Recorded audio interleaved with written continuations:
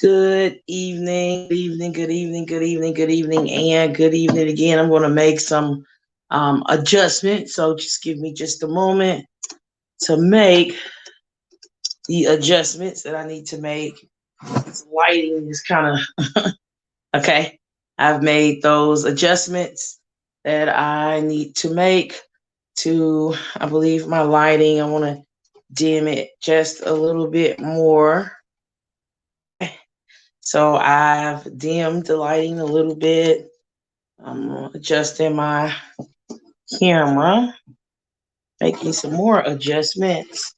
Right now, I am encouraging you to share this live stream. I'd like for you to share this live stream with your family members and your friends. I love for you to share this live stream with your family members and your friends. In just a moment, um, I have two guests. They will be joining me. They'll be joining me in just a moment. Miss Easley and Mr. Easley will be joining this live stream. Both of these individuals are private investigators, and they have a very successful private investigative company. And so they will be joining in just a moment. I have 6 viewers and counting. And so I am waiting for them to join. While I'm waiting on those 2 individuals to join the live stream right now, I'm going to begin sharing this live stream. I'm going to begin sharing this live stream. And so give me just a moment. I'm reaching out to my guests. Okay, so I'm reaching out to my guests right now. All right. Hopefully there's not issues. If there's issues with this stream, I just make adjustments. If there's issues, I really want to have this conversation tonight. So if we do have issues, I'm going to start another live, but hopefully there's no issues. I'm hoping, fingers crossed, that there will be no issues on this evening. All right. So what I want to do now, I have so many others joining this live stream right now. Let's start sharing the live stream. So let's share, right? And share again. And so we're sharing the live stream. I'm going to begin sharing this live stream. Thank you for letting me know you can hear me. I appreciate you letting me know that. And I appreciate you letting me know when something is wrong. I am tuned in from another device, so I can see these comments. Make your comments. Please don't think that I'm not seeing your comments. So if there's a comment, something you need to hurry up and say so I know what's going on and I can try to make proper adjustments or maneuver or whatever I got to do, let me know. All right. I'm waiting on Mr. and Miss Easley. They're joining, and I believe they're trying to join from a laptop. So as they are preparing to join this live stream, I'm going to share this live stream. I want you to share the live stream. I'll share this live stream with Missing Zion Foster, with that group, and I don't know if they will actually permit me to share this stream to that group, but we'll see. I'm sharing this live stream to Indianapolis chat. These are Facebook groups. I'm encouraging you to share this live stream with Facebook groups. I'm sharing this live stream now with Missing, Lost, and Trafficked. That is the group and the media organization that Pebbles, I'm a founder of, okay? Yeah, I'm a founder of that group, okay? I'm continuing on with sharing this live stream with Justice for Ariel.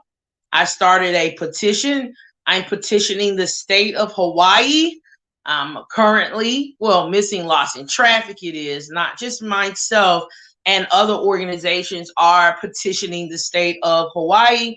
I'll talk more about justice for Ariel and what that looks like in the petition to the entire state of Hawaii in another setting. But just know that I am not the founder, but the admin for Justice for Ariel. Okay. I'm sharing this live stream to Missing Tennessee. I'm sharing this live stream to Flint Community Conversation. I'm sharing this live stream to local business support. It's going out to Missing Alabama and Missing Justice. I believe I have my guest here, Mr. Easley, joining. I'm going to try to add him to the stream right now. Okay. I can see him on one device, but on the main device, I can't see him. So I need y'all's help. I can see him here, but I can't see him here. So this is going to be interesting, but I'll work through it.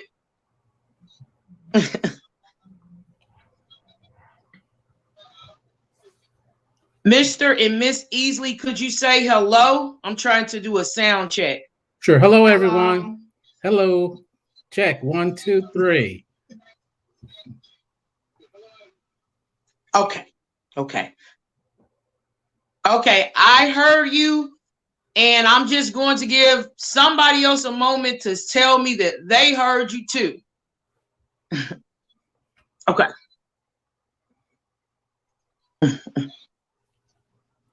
Okay. All right. My followers and friends, my support team, they're saying that they are listening and they can hear you. That's the feedback that I am getting. If you wouldn't mind, if you could just introduce yourself and your wife and your lovely wife, if she could kind of scoot over a little bit so we can see her, to everyone.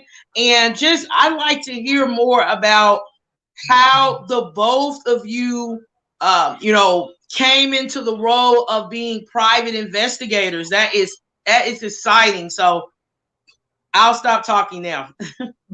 Okay. My name is Gerard Easley, and I'm the president of ESA Investigations and Security.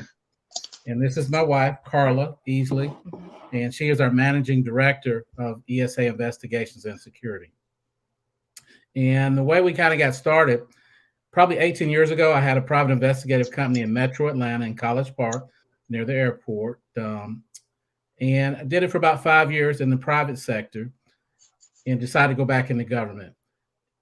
So fast forward about 18 years forward, decided to get out of the government about 2018 and started planning. And it took about, I want to say 2 years before I went operational, got all the licensing from regulatory agencies and so forth.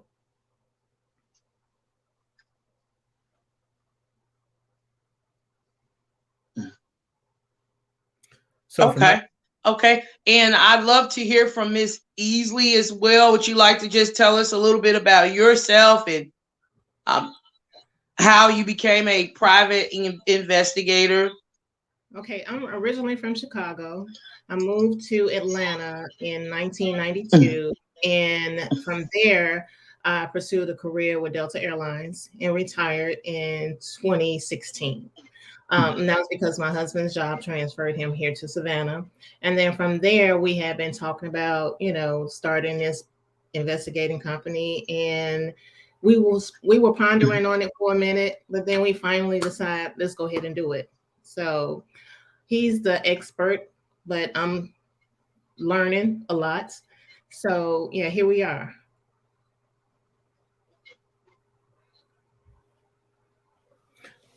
Right. So we're based in Liberty County. That is absolutely wonderful. And from what I'm seeing and gathering,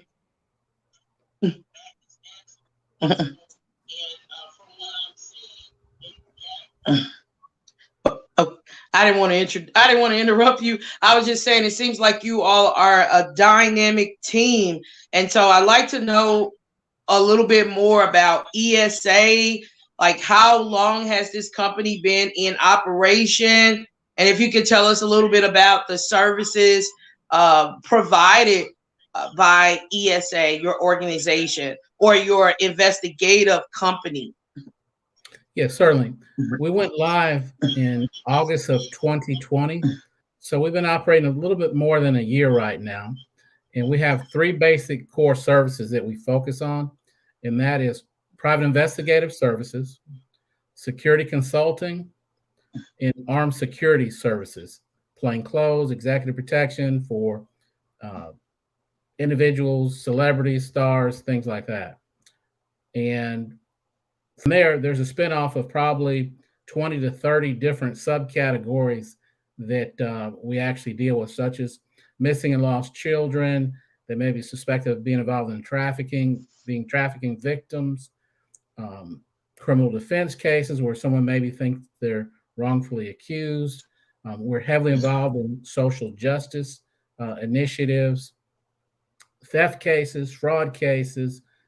We have surveillance teams, which kind of piggybacks into missing and lost children and medical insurance fraud, workers' comp fraud, things like that.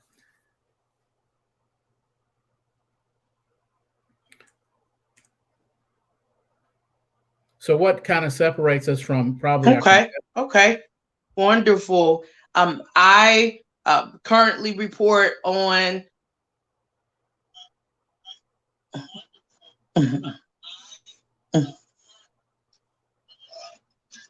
I'm sorry, did I interrupt you? Go ahead. Go ahead.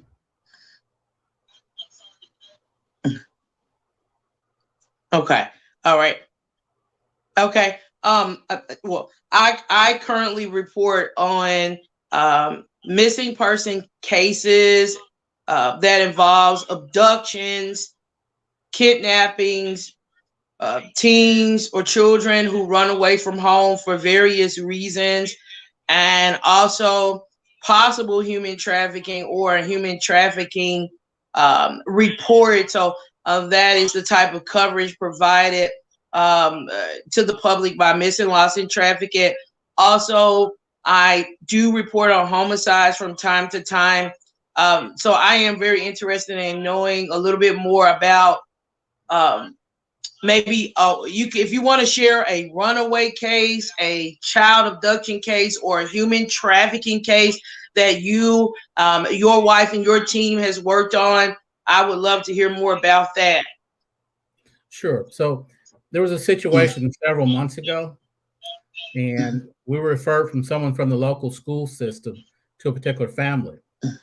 So the young lady was visiting from the state of Virginia in Georgia, her father, and he went to check on his daughter at 9 o'clock in the morning, and he realized she wasn't in her room.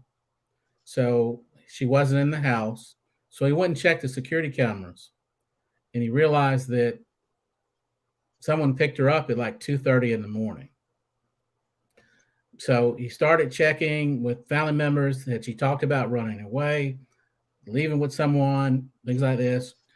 So we got a phone call to assist the father, and basically we got him through a process to help, locate the daughter.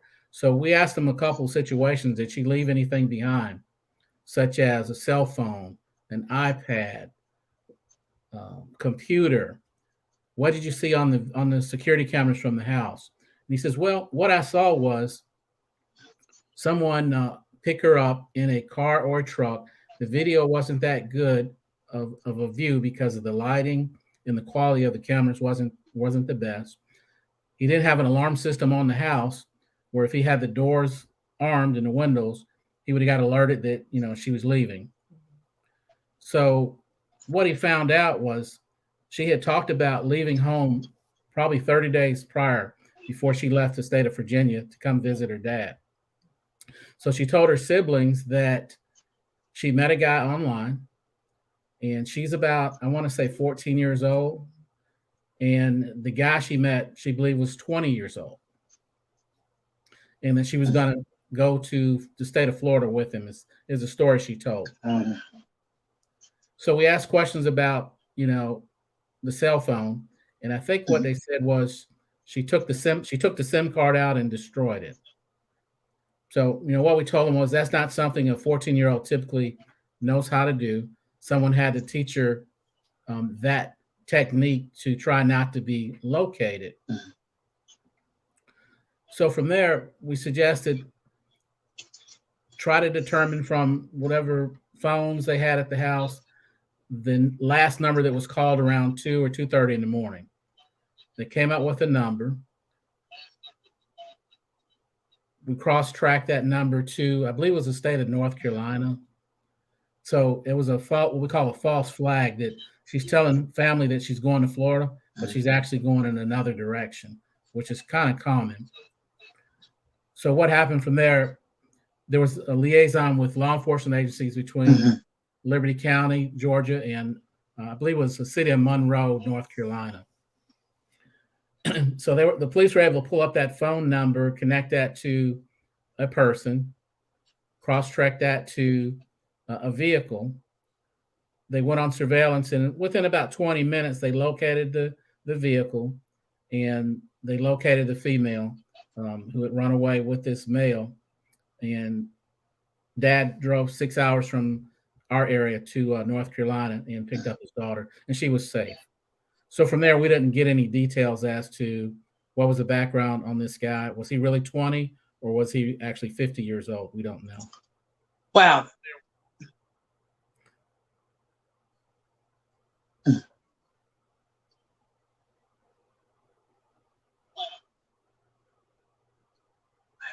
Okay. What was that experience like for you investigating that case? If you would like to explain, like, yeah.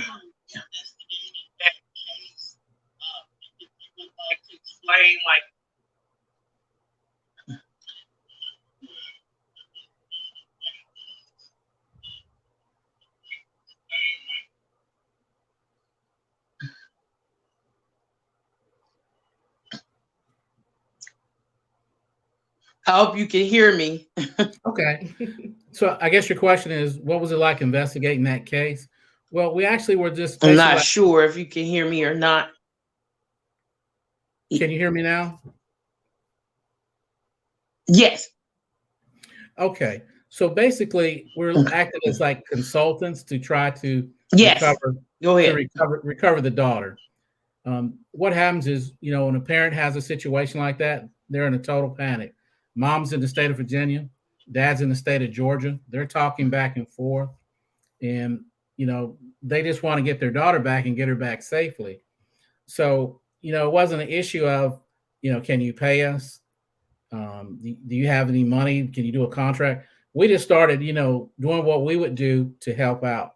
We love children, we have children, and that's just kind of the way we operate.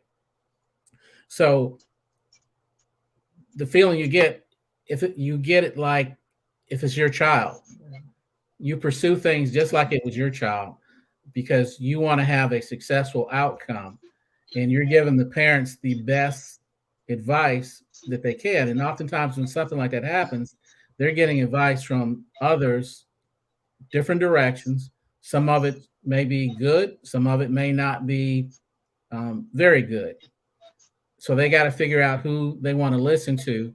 And originally, when the call came in, it was basically saying law enforcement was slow. They gave them information like, well, she needs to be gone for 24 hours. And the caveat to that is, if you have other factors or information, that can get the law enforcement to act in a more robust fashion. So the other factors were, the young lady had been planning on leaving for a month, and she's connected with a guy they believe was 20 years old. She's underage. She's 14. Dad finds, her missing at 9 in the morning, He checks the security cameras, and he realized a car picks her up in the middle of the night. So that would be what we call exigent circumstances. So the 24-hour deal wouldn't apply, but oftentimes families have to explain those exigent circumstances. And sometimes they need someone else to talk for them to be able to tell their story in liaison with the police. And that's where we come in at times.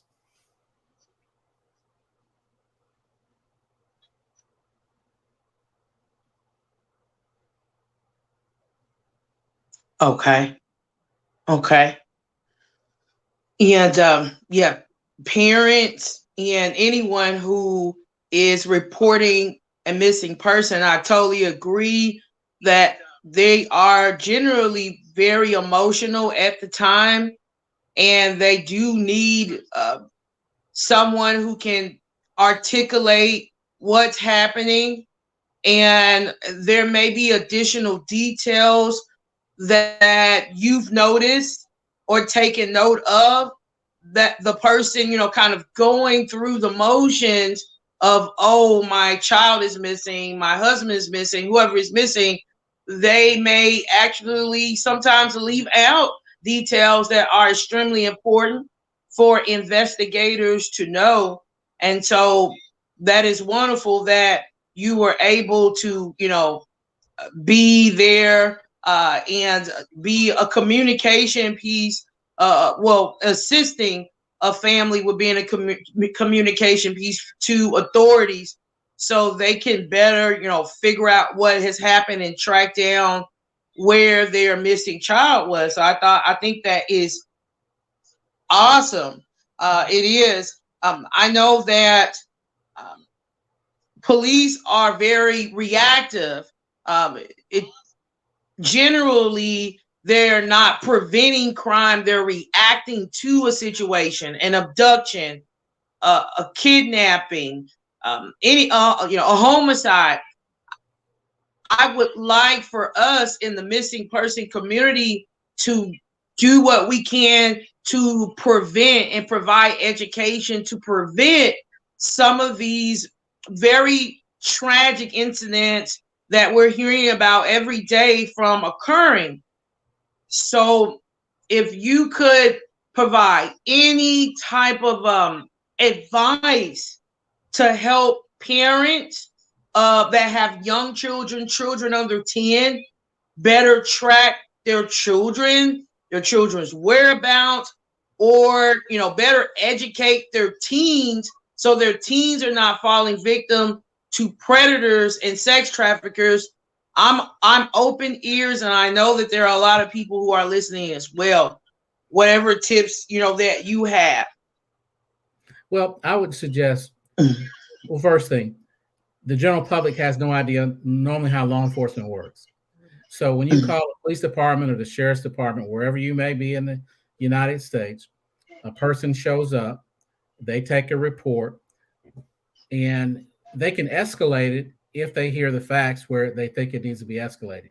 They all have different levels of training and experience. So it's not that they're all bad, it's just a difference of training and experience.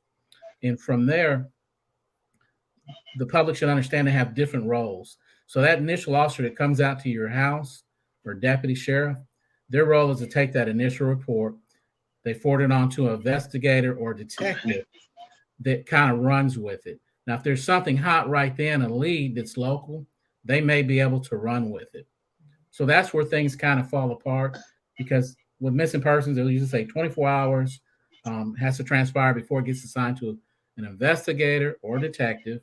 And then once it gets assigned to a detective or investigator, then they'll do something usually. So a suggestion I would have is pay attention to your children. Changes in their dress, their habits. Do you notice that they're starting to drink alcohol? They're smoking marijuana, weed. Their habits have changed. They all of a sudden want to get certain kind of tattoos. They're sneaking out late at night. They're lying to you. You know they're lying. Their grades are suffering in school. All these are clues. They're not like one particular thing is like,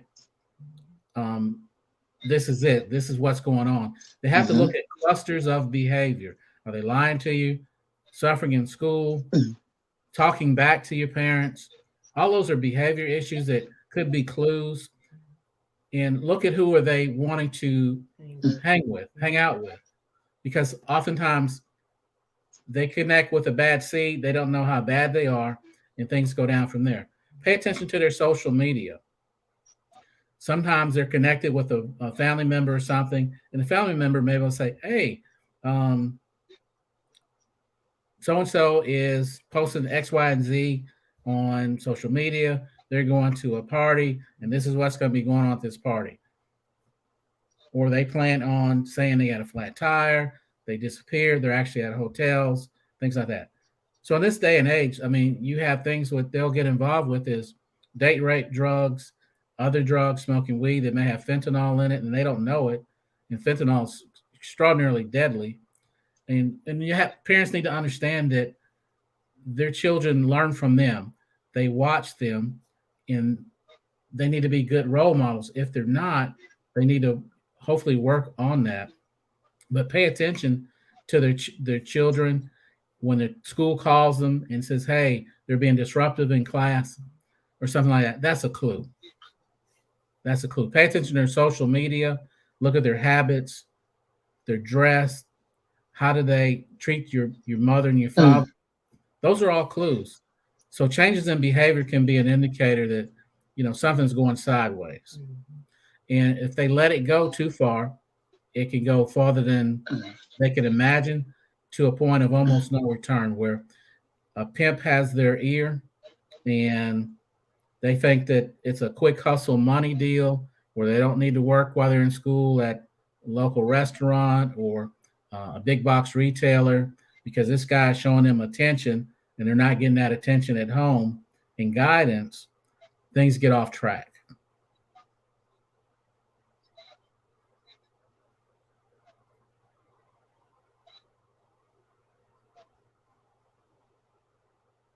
Okay.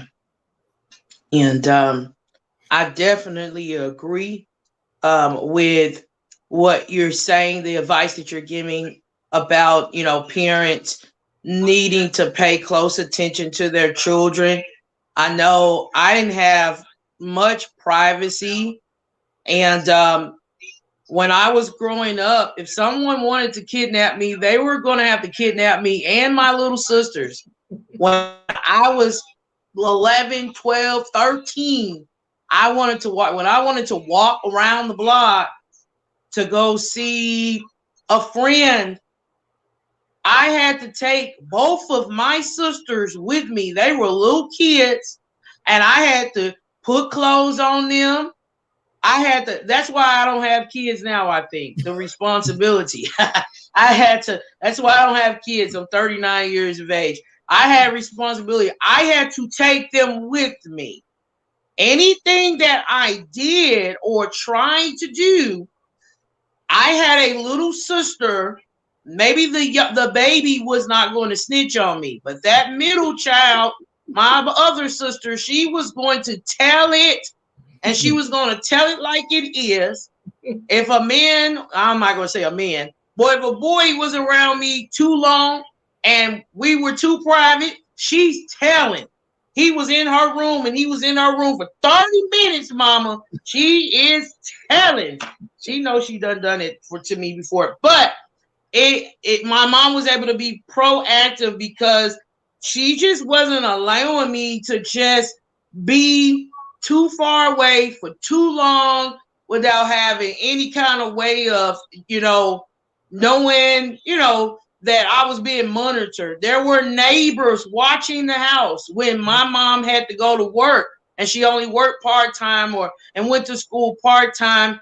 But there were times we were at home but there were neighbors watching. There was one watching, and I tried to be sneakish at times. I tried to sneak someone in the house and then go and lie about it.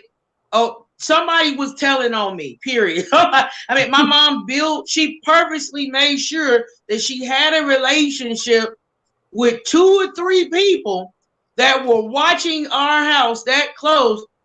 If something was going on, they were calling her. they were letting her know what's going on, and she could be more on top of things and talk to me and, get to the bottom of things. I just didn't have just all of this privacy, and I don't want to get in my child business, and I don't want nobody watching. Oh, no, no, no, no, no. Somebody was watching me. I am an adult. And for many years, I didn't want my mom to know that I was drinking. And as an adult, I started drinking alcohol as an adult. And but guess what people did? Went back and told my mom, she's drinking. And then she started having conversations with me about that. But, I think that we give children too much privacy, and nobody wants to get in their business, and nobody wants anybody else to know what they're doing. And people are just afraid to tell anybody anything about their children. They can be next door neighbor. So I know I've been talking for some time. My apologies for going on about that. But I think what you do is extraordinary.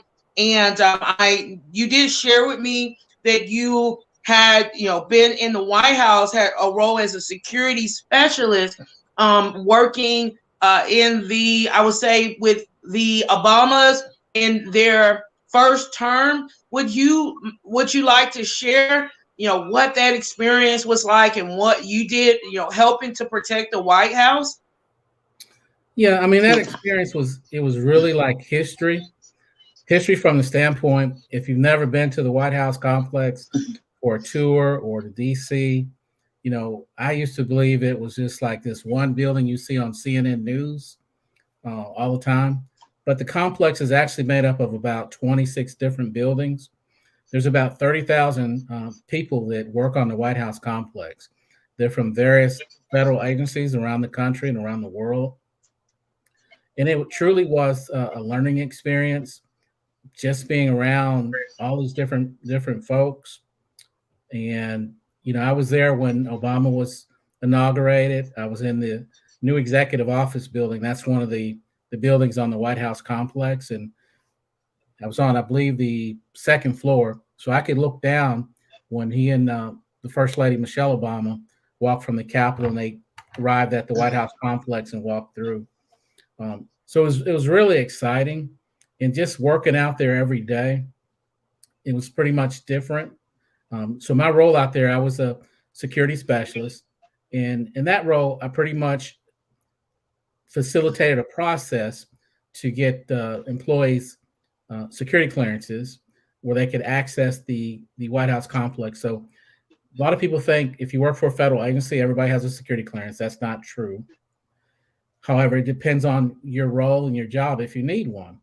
The White House complex is different, meaning pretty much everyone has to have one at some type of level out there.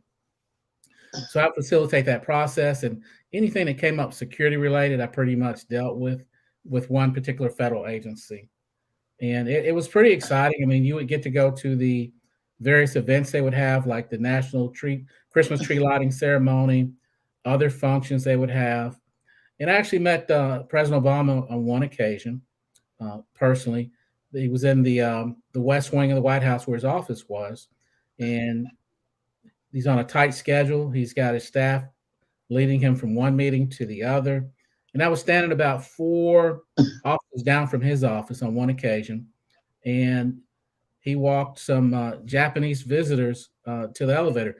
So he's very personable. If no one ever knows anything about him, that's one thing I can say. He treats you like you're like a visitor at his home. Gives you a warm welcome greeting. And then when it's time for you to go, he doesn't have staff walk you out to the elevator. He walks you.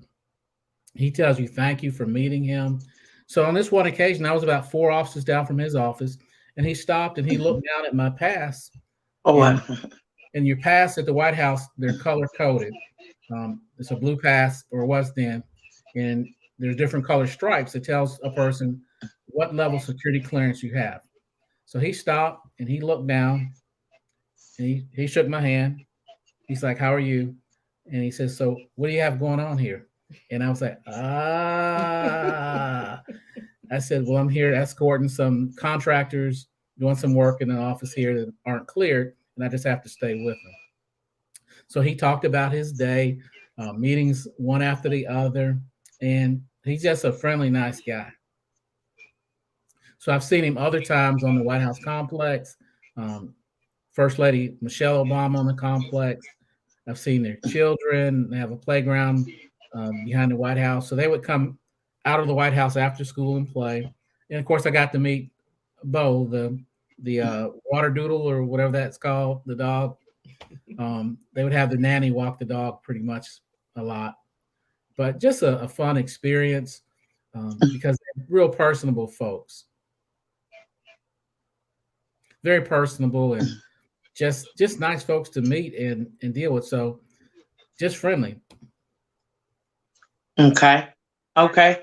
That is wonderful.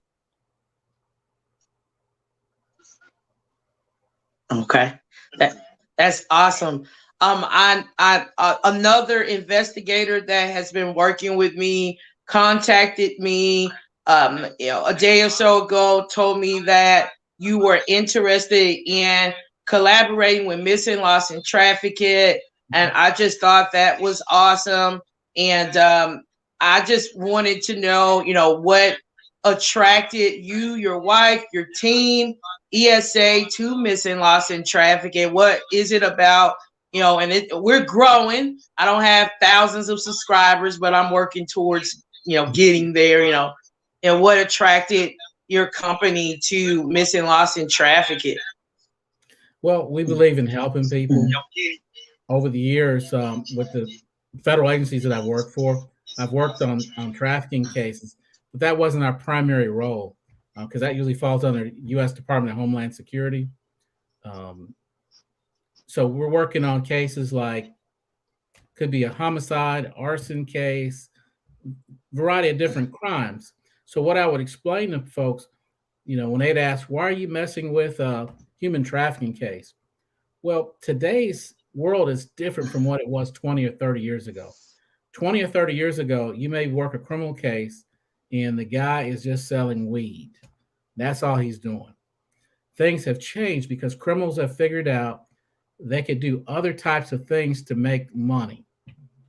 So some of those things could be identity theft, fraud, and human trafficking is one of them. So what I would say, where parents can look out for, where the kids are most vulnerable, and these are cases that I've worked with over the years, would be their child runs away from home. They get on a Greyhound bus and go somewhere. A pimp runs into them in a Greyhound station and says, "Hey, you hungry? Let me buy you something to eat." Your parents, he would social engineer them. He would befriend them and show that, hey, I care about you. Your parents really don't care about you. They wouldn't have let you run away. I'm going to look out for you. Then they get them hooked on drugs. They're like, why don't we recreationally smoke some weed? Why don't we take some pills? You like liquor, right? And young kids like that, they're thinking it's cool if they drink some tequila or some liquor. They'll get them drunk. They'll rape them. They'll keep them high on drugs. Then they'll lock them in, hotel room and turn them into prostitutes. And that's kind of how partly it starts. They run away. They end up Greyhound bus station. They may end up on the streets walking. The shopping mall is a big one because pimps know they can run into females in a shopping mall, and they'll show them some attention. They may flatter them and say the female has low self-esteem because no one told them that they're beautiful, they're lovely. I like the way your hair is. I like the way you dress.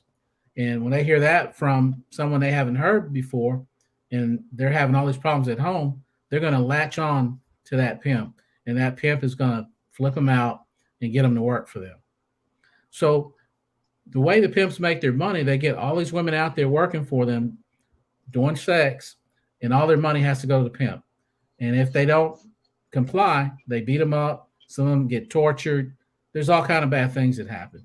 And oftentimes it goes on for so long, they're afraid to call the police if they get a chance or tell someone, because they're believing that this is the only way for them. This is their lifestyle. And oftentimes they end up, battered, psychologically battered, and just in a bad shape. So I would say, parents, look out for your kids. Runaway is definitely, that's just like putting your child in the hand of a trafficker. And it's really,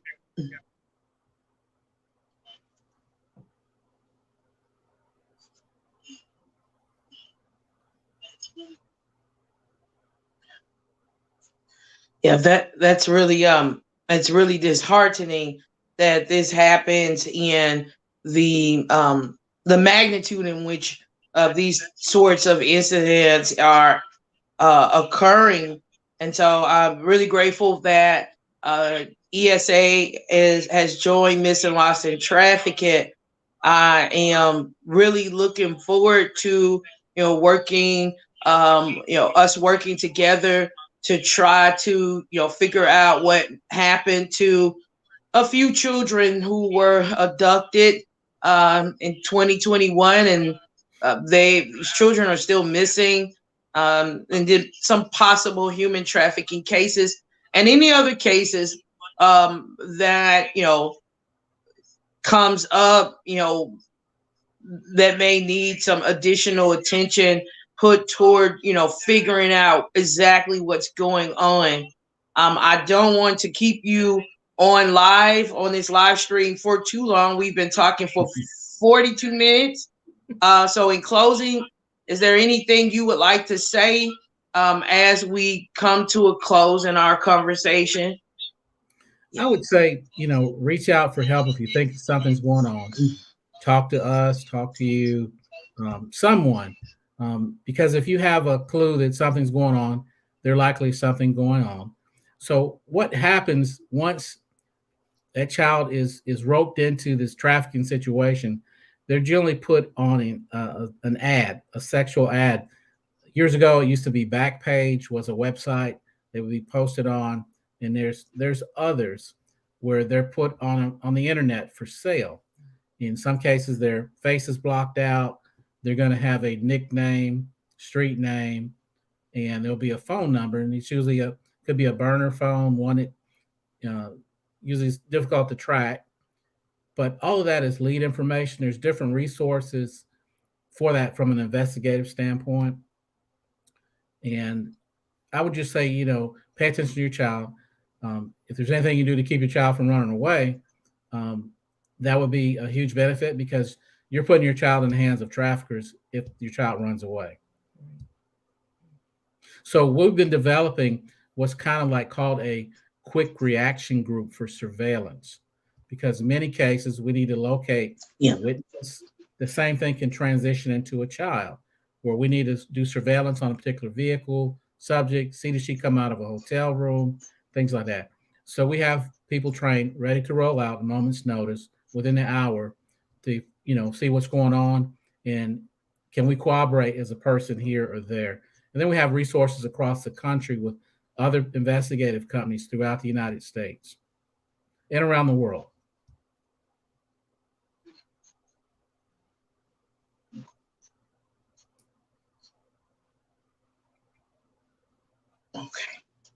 Okay. That is wonderful. Thank you so very much for joining this live stream on this evening. I will be following up speaking with you and your wife on, I guess, a future date, but very, a near date, so we can try to collaborate and work on a few missing person, human trafficking, or child abduction cases. And so I thank you so much. And I'm going to go ahead and I guess close the stream out, so you can carry on with your evening. Thank you. Thank you. Thank you.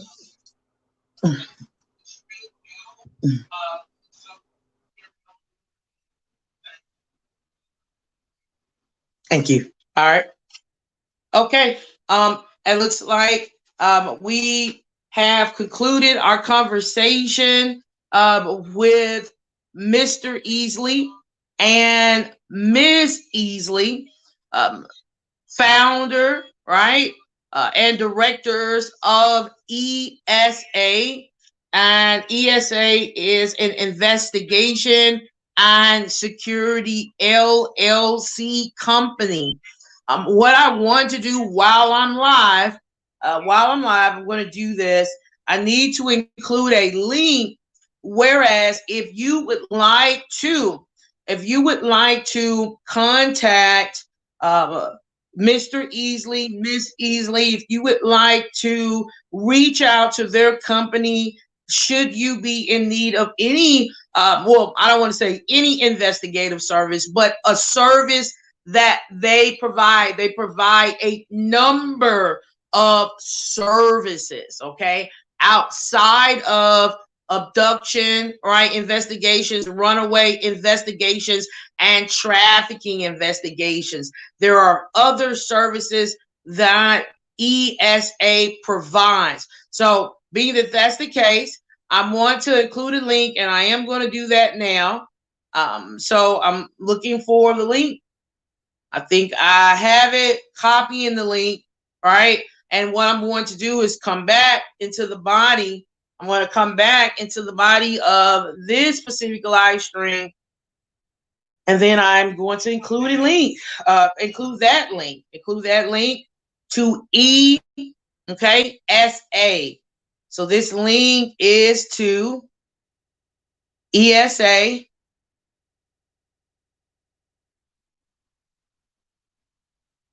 Give me just a moment. I am just editing some information before I post the link to ESA. Okay. All right. And I'm just going to type out founder, Mr. and Miss, right? And Miss, excuse me, Easley, okay? All right. So, yep, I might want to make sure that's correct. I got it. All right. So I have that there. There is a link. I want to see if I can pin the link. I can pin the link. I've pinned the link. And should you be in need of services that they provide, this specific company provides investigative services, I urge you to definitely reach out, and they will definitely work with you. Okay. They will work with you. Okay. That's as much as I'll say. Accommodate you to the very best of their ability. But thank you so much. I thank everyone for taking the time out to join this live stream. I thank everyone for just listening, and I hope that there is something that Mr. Easley or Miss Easley has said that will help you in your daily lives and help you to be more proactive. We want to prevent these sorts of incidents from happening, right? So we don't have to be reactive, right? More proactive than reactive, okay? We want to work on that. Let's prevent the runaway situation. Let's prevent child abductions. Let's prevent sex trafficking, because yes, it is quite an ordeal, and it takes a lot of different people playing roles on different levels in order to solve some very difficult cases that we are seeing on a day-to-day basis. Okay, so thank you again, and for all of your support. Thank you, whoever is watching on YouTube. I don't know who you are, but thank you for joining on YouTube. If you're watching us, we're live.